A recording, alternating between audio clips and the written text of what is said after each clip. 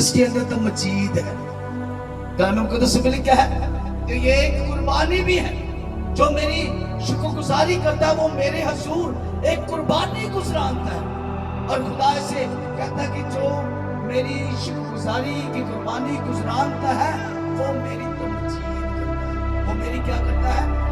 تمجید کرتا ہے.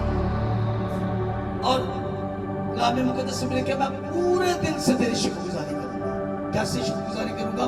پورے دل سے.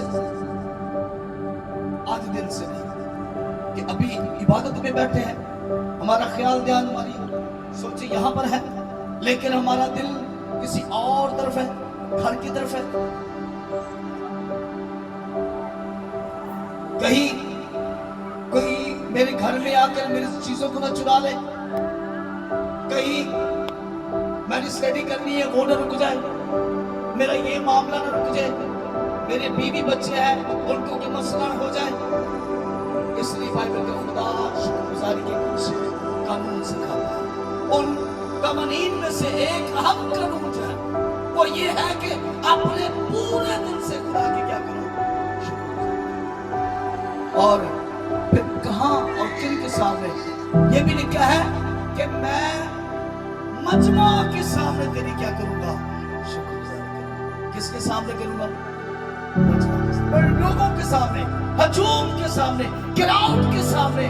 خدا میں تیری کیا کروں گا, شکر گزاری کروں گا. اور یاد رکھے شکر گزاری کن کو زیبا ہے؟ بائبل کا خدا فرماتا ہے شکر گزاری راست بازوں کو زیبا ہے. کس کو زیبا ہے؟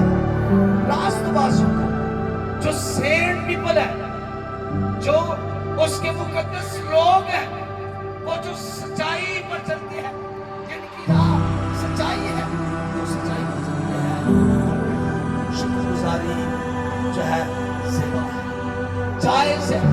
زیبا کا مطلب ہے ان